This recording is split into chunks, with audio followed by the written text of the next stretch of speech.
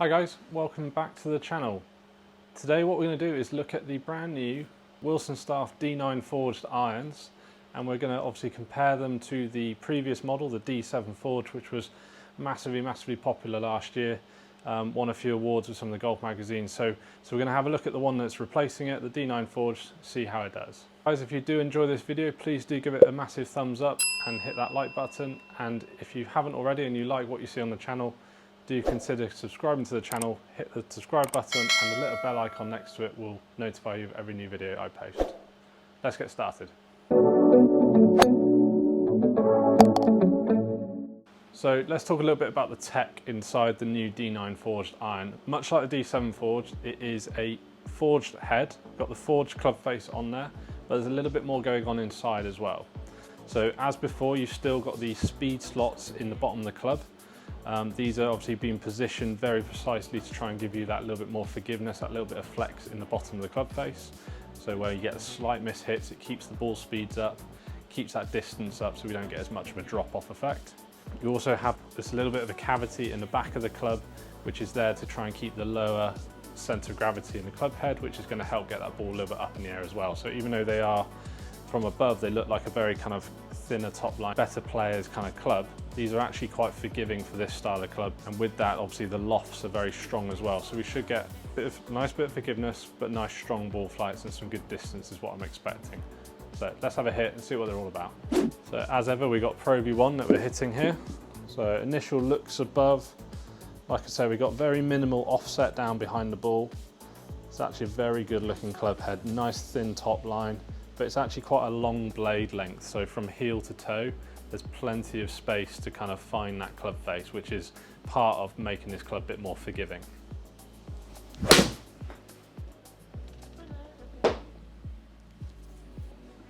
Nice feel off the face, still got that slight springiness to it. That's those slots in the bottom, I think, doing their job.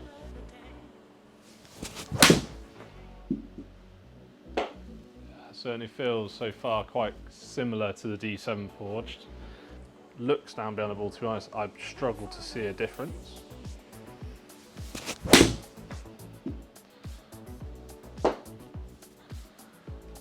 So obviously with these, the lofts are quite strong. They are pretty much the same, around 30 degrees for the 7-iron. So I'm just going to keep an eye on the spin rates, launch angles, if this is actually gameable for me.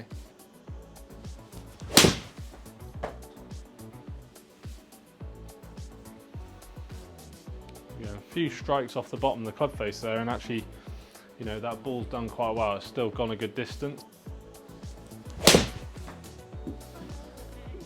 Good balance on that one, but actually the strike was really good. Loads of height. Yeah, loads of stopping power on that. So just hit a few more and get some more data on the board.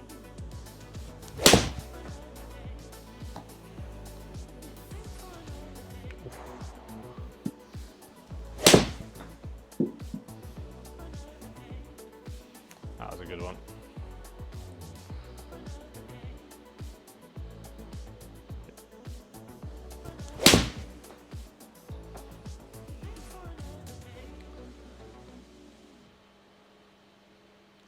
Pretty good. So let's swap them over now. Let's have a little hit with the D7 forged.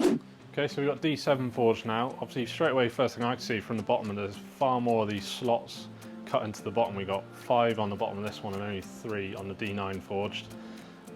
Behind, to be honest, they look very similar in the back of the club head, and from down, like I said, below, to be honest, it looks almost identical side by side. It'll be really interesting to see if these perform any differently to the D9 forged, but let's have a go.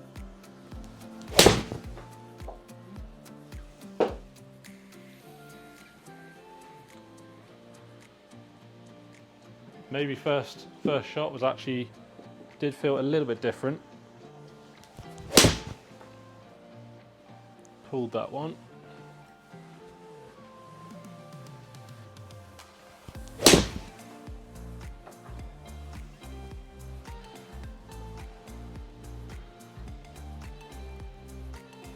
So those first 3 all felt like they came out a little bit lower, a little bit flatter. They've actually, all 3 of them, gone a little bit further, although I did pull one.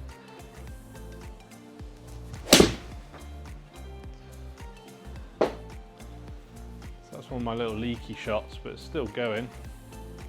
Yeah, certainly just to the eye look a bit more powerful. I'm struggling to really hear anything different off the face or feel anything.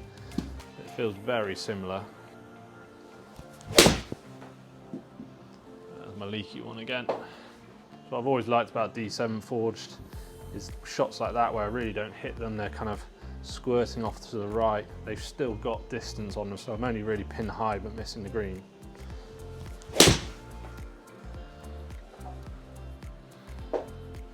Decent height with that one.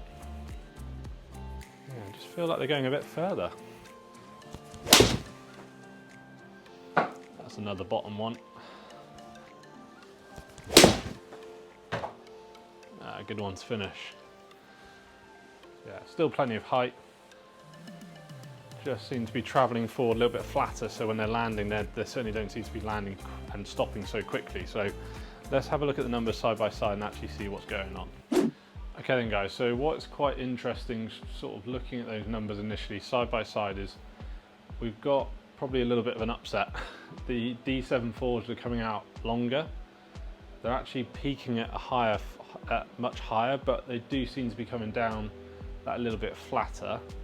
Otherwise, the other numbers we're looking at, the D9 forged coming out a little bit slower, so 114 mile an hour versus 116 of the D7 forged.